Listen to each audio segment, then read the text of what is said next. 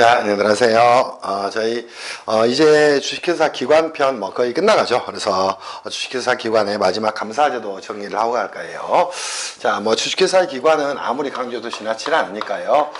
주식회사의 기관에 대한 부분은 철저하게 여러분들이 전체적으로 좀 정리를 잘 하셔야 됩니다.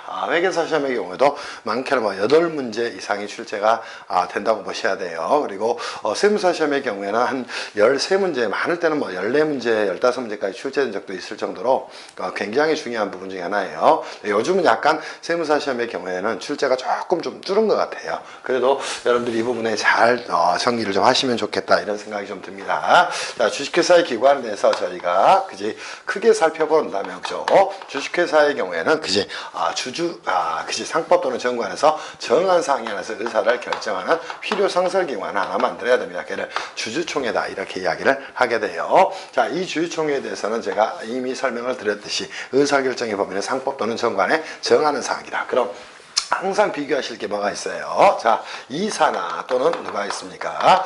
이사회나 또는 뭐가 있어요? 대표이사가 존재를 하게 됩니다. 그때 누구하고? 이 이사회하고 항상 비교를 하셔야 돼요. 왜냐하면 둘 다 의사결정 기관이 되는 겁니다. 근데 주총은 상법 정관에서 정하는 사항에 한해서 의사를 결정하는 것이고 이사회에서는 나머지 사항을 의사결정하는 겁니다. 그럼 이 의사결정의 범위에 있어서는 뭐 할 수 있다? 자, 정관의 범위로 정관의 규정으로 말할 수 있다. 신축적 조정이 가능하다. 이렇게 여러분들이 정리를 좀 하고 가셔야 돼요. 그때 이 정관의 규정에 의해서 신축적 조정이 가능한 것이니까요. 이 부분에 대해서 정리를 좀 하시고, 그럼 정관 규정으로 어디로 가져올 수도 있고, 주총 권한상으로 가져올 수도 있고요. 또 이사회 권한상으로, 주총 권한상으로 안 정했다면 넘긴다. 이렇게 정리를 하시면 될 것 같아요. 그리고 주주총에서는 뭘 하게 됩니까? 이렇게 3인 이상 이사를 선임을 하게 됩니다. 그러면서 뭘 하는 거예요? 이사회를 구성을 하게 되는 겁니다. 그럼 주총에서 먼저 정리했던 부분을 갑시다. 상법 정관에 정한 사항에 한해서 주식회사의 의사를 결정하는 필요 상설기관이다. 자, 첫 번째 시험에 나올 만한 문제 뭐 있다 그랬어요? 소집에 대한 부분 철저하게 정리하셔야 돼요. 소집권자는 누구다? 원칙 2,400일로 소집하는 것이다. 다만 뭐 한다? 임시총회 소집청구는 발행주식총수의 100분의 3 이상의 소수주 또 감사 또 법원도 갖는다. 이렇게 정리를 좀 해놓으시면 될 것 같아요. 그때 발행주식총수 100분의 3 이상의 소수와 누구는 감사는 이사회 소집을 요구하는 것이고요. 이사회 소집 여부를 결정한 다음에 소집을 하게 되는 것이다. 이렇게 생각하시고 법원은 직접 명령을 하는 거니까 그 부분도 여러분이 체크하면 될 것 같아요. 원칙적으로 뭐 한다? 주총, 얼마 전에 2주 전에 소집 통지를 한다. 다만 연속해서 3년간 통지가 도달하지 않은 경우에는 소집 통지를 생략할 수 있다. 이런 부분을 정리하셔야 돼. 또 소규모 주식회사의 특례가 있죠. 주주전원 동의로 뭐 할 수 있다. 서면에 의한 결의로서 소집 통지를 생략하고 뭐 할 수도 있다. 소집할 수도 있다. 이런 부분 정리하시고요. 주총 10일 전에 통지한다. 또 상장 특례의 경우에는 발행주식총수의 100분의 1 이상의 100분의 1 이하의 수혜 주식을 간주에게는 일간신문에 2회 이상 공부하는 전자고 한다. 이런 식으로 여러분이 공부를 꼭 하고 가셔야 된다는 말이에요. 오케이? 그리고 나서 봤던 게 뭐 있나요? 주주제한권에 대한 부분을 꼭 정리하셔야 돼요. 이 주주제한권에서 시험에 가장 많이 나오는 내용은 뭐가 됩니까? 오케이?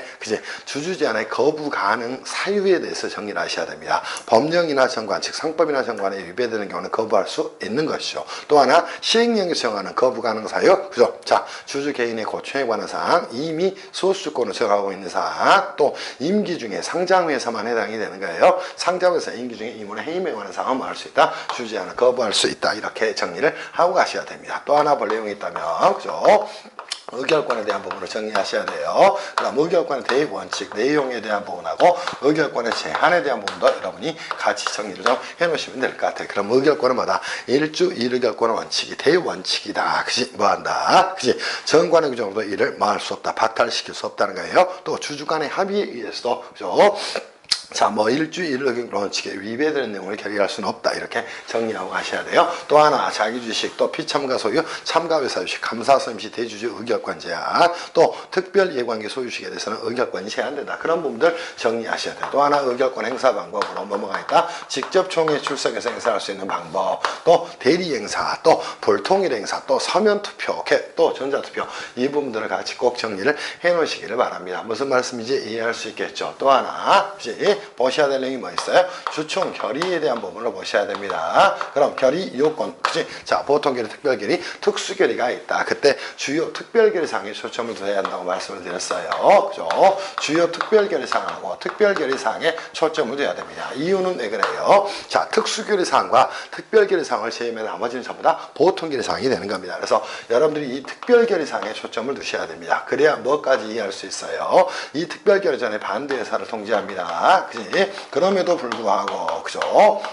자, 뭐가 원안이 통과됐다는 겁니다. 그럼 반대주의 주식 매수 청구권에 대해서 여러분이 정리를 꼭 하고 가셔야 됩니다. 무슨 말씀인지 이해할 수 있겠죠? 전체적으로 여기 정리해드리고 마지막에는 우리가 정리를 안 할 거예요. 그죠? 자, 그렇게 보시기 바랍니다. 그리고 나서 주총 결의 하자에 관한 취소무효, 부당결의 취소, 변경에서 이 네 가지의 소송을 정리를 좀 하시면 좋겠다 이런 생각이 들어요. 그리고 나서 어디를 봅니까? 이사의 대표이사로 올 때 역시 이걸 다시 쪼개야 됩니다. 이사에 대해서 정리하시고 이사회에서 정리하시고 또 대표이사에 대해서 정리를 꼭 하고 가라는 거예요. 그럼 이사는 무엇이다? 역시 자, 잠재적으로 대표이사가 될 자격을 가진과 동시에 이사회 구성원이 된다는 겁니다. 이사는 누가 주총 보통교로 선임하는 게 원칙이다. 수는 원칙적으로 3명 이상이지만 그치? 소규모 주식회사의 경우 연임 또는 2인 선임해서 이사회를 구성하지 않을 수도 있다. 이런 부분 정리하셔야 돼요. 또 이사의 그지 지위에 대한 문제 정리를 좀 하고 가셔야 되겠죠. 특히나 시험에 가끔 나옵니다. 그죠? 정관으로 주주로 제한할 수 있다는 겁니다. 그때 자격증을 반드시 감사에게 공탁해야 된다. 정리를 하고 가시면 될 거예요. 또 이사의 종류에 대해서 정리를 하고 가셔야 됩니다. 특히 사회이사에 대한 부분을 정리하셔야 돼요. 일반 비상장 회사의 경우에는 사회이사의 선임은 강제되어 있지 않습니다. 다만 감사위원회를 설치하는 경우에는 이사총수의 3분의 2 이상은 사회이사로 정의한다. 그 제한 규정밖에 없어요. 그에 반해 상장회사는 강제가 되어 있다는 겁니다. 오케이? 자, 이사총수의 4분의 1 이상은 사회이사로 선임해야 한다. 또 자산총액 2조 원 이상의 대규모 상장 회사의 경우 에는 사회이사를 3명 이상이면 이사총수의 과반수가 되도록 선임해야 되고요. 또 대규모 상장 회사의 경우에는 이 사회이사를 선임할 때 반드시 사회이사 후보 추천위원회를 경유해야 한다는 거예요. 그 부분도 여러분이 정리를 하셔야 됩니다. 그때 사회이사 후보 추천위원회는 총위원회 과반수가 사회이사가 되도록 해야 된다. 이 부분까지 여러분이 정리를 좀 하고 가시면 좋을 것 같아요. 자, 그리고 정리할 부분이 있습니다. 이사의 선임과 종임은 다시 한번 뭐일 뿐이다. 등기사항이다. 이런 부분 정리하시고요. 또 하나, 해임시, 자, 뭐에 대한 손해배상 청구권 행사에 대한 부분도 꼭 정리하시고요. 이사의 보수에 대한 근거 규정도 꼭 정리를 하고 가셔야 됩니다. 이게 여러분이 하셔야 될 내용이 되는 거예요. 그래서 이 부분 어느 하나도 빼지 말고 여러분들이 다 정리를 하고 가셔야 됩니다. 특히나 여기를 한번 가볼게요. 이사의 선임과 종임은 등기사항이지만 등기하지 않았다는 겁니다. 그러더라도 이사가 되고, 즉 이사의 지위를 취득하고 이사의 지위가 상실되는 것은 아무런 문제가 없다. 이렇게 정리를 하시기를 바랍니다. 그럼 이사회에 대해서 살펴볼 때 가장 중요한 내용은 첫 번째 뭐가 될까요? 소집권자에 대해서 반드시 정리를 하고 가셔야 됩니다. 이때 이사회 소집권자는 각이사가 된다는 거예요. 이 부분을 꼭 정리를 하고 가셔야 됩니다. 다만 정관으로 소집할 이사를 정할 수도 있겠죠. 이사회 권한사항은 뭐가 됩니까? 업무 집행에 대한 의사결정권과 각 이사에 대한 감독권이 있다는 거예요. 그래서 이 권한에 대한 부분도 아울러 여러분이 같이 좀 정리를 하시면 좋겠다. 이런 생각이 좀 들어요. 그때 대표이사와 구분해서 정리하셔야 되겠죠. 중요한 사항에 대해서는 반드시 이사회 길을 거쳐야 되는 것이에요. 그러므로 대표이사가 단독으로 결정할 수 없다. 오케이, 정리를 좀 하고 가셔야 됩니다. 무슨 말씀인지 이해할 수 있겠습니까? 또 이사회 결의에 대한 부분도 정리하셔야 돼요. 원칙적으로는 보통 결의 이해합니다. 그러니까 이사 과반 출석이사 과반 찬성으로 이루어지지만 정관으로 그 비율을 높일 수는 있죠. 그러나 낮출 수는 없다. 이 부분도 꼭 같이 정리를 하고 가셔야 됩니다. 그럼 결의가 일어나고 납니다. 그럼 뭘 작성할까요? 의사록을 작성하고 납니다. 그때 이사회의사록은 비치공시무가 없다. 주주의 열람 청구만 가능하지 채권자 열람 청구는 인정되지 않는다. 주주의 열람 청구에 대해서 회사는 열람을 거절한 정당한 사유가 있다면 열람을 거절할 수 있다. 이렇게 정리를 좀 해놓기를 바랍니다. 무슨 말씀인지 이해가 됐을 거예요. 그래서 이 의사록에 관한 사항도 굉장히 시험에 출제가 자주 되는 부분이니까 꼭 정리를 하고 가셔야 됩니다. 그치? 또 이사회 결의의 하자에 대한 부분도 정리하셔야 돼요. 그죠? 주총 결의 하자에 관한 규정은 준용할 수가 없고요. 그죠? 민법의 일반 원칙에 따라 처리를 해야 된다는 겁니다. 이해할 수 있겠죠? 그러니까 소 또는 소이해 방법으로 주장도 가능하고, 그죠? 또 소구표도 제한되지 않을 수도 있고 등등등에 대해서 정리를 하고 가셔야 됩니다. 그리고 이 대표이사에 대해서 살펴보실 때는, 그지? 이 대표이사는 뭐 거의 정해져 있습니다. 출제되는 게. 그럼 뭐가 있을까? 그죠? 첫 번째, 대표권의 제한에 대한 부분을 꼭 살펴보셔야 됩니다. 하나는 뭐가 있을까요? 소송시 대표권에 대한 제한. 오케이. 또 뭐가 있어요? 그죠? 내부적 제한에 대한 부분은 정리를 꼭 하고 가시라는 거예요. 무슨 말씀인지 이해할 수 있겠습니까? 그죠? 그리고 나서, 그치? 자, 소송시 대표권 제한에서 회사와 이사 간의 소송에서는 감사가 대표한다. 그치? 회사와 퇴임 이사 간의 소송에서 기존의 대표이사가 대표한다. 감사위원과 회사 간의 소송에서는 법원의 대표 선임을 청구한다. 이렇게 정리하셔야 돼요. 또 대표권 내부적 제한이 있는 경우에도 선의 제3자에게 대항할 수 없다. 이 부분 정리하시고요. 또 하나, 자, 뭐가 됩니까? 적법한 이사회 결의는 거쳤다는가? 근데 뭐 했다는가? 대표이사가 그치 개인적 이익 추구행위를 했다는 겁니다. 자기 또는 제3자의 이익 추구행위를 그치 했고 그로 인해서 회사에 손해가 발생했다는 거예요. 그때는 대표권의 남용 문제가 제기될 수 있다는 겁니다.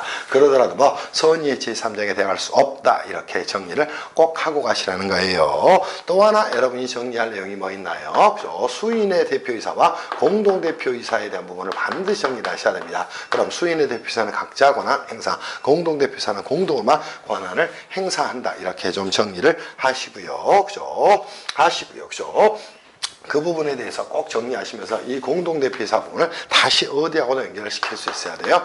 표현대표이사하고도 연결시킬 수 있어야 된다. 이렇게 정리를 그지 하시면 굉장히 좋을 것 같습니다. 그래서 대표이사 쪽에서는 대표권의 제한, 오케이, 대표권의 남용, 또 공동대표이사, 또 표현대표이사에 관한 규정이 적용된다. 이렇게 정리를 좀 하셔야 돼. 그런데 이걸로 끝나는 게 아니에요. 그죠? 상법에서는 이사의 의무를 설계를 하고 있다는 겁니다. 오케이, 또 이사의 책임을 그죠?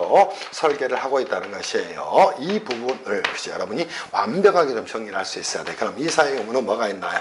일반적 의무가 존재를 하게 됩니다. 대표적으로 성관주 의무, 또 충실 의무가 존재할 거예요. 또 비밀 유지 의무가 존재할 겁니다. 근데 여기서는 살펴볼 내용이 뭐 있다? 감시 의무에 대해서 꼭 정리를 하고 가시라는 겁니다. 무슨 말씀인지 이해할 수 있겠지. 그럼 평이사도 뭐한다? 다른 업무 담당 이사의 부정은 의심할 만한 사유가 있음에도 불구하고 감시 의무를 결한 경우에는 뭐한다? 그치? 당연히 그치? 임무혜택가 될 것이고 회사에 대한 손해배상 책임을 부담한다. 이렇게 정리를 꼭 하고 가시라는 겁니다. 그리고 나서 뭐 있나요? 더 중요한 내용은 이익충돌, 그죠? 방지 의무에 대해서 꼭 정리를 하고 가셔야 돼요. 그럼 이 이익충돌 방지 의무는 크게 뭐뭐가 있다는 거예요. 그죠? 자, 경업 피지 의무가 하나 존재하고요. 두 번째가 뭐가 있습니까? 그죠? 이사 등의 자기거래 금지 의무가 존재를 하게 됩니다. 그치? 또 하나 뭐가 있을까요? 회사에, 그죠? 회사의 자산이나 또는 뭐에 대한 기회에 대한 그치?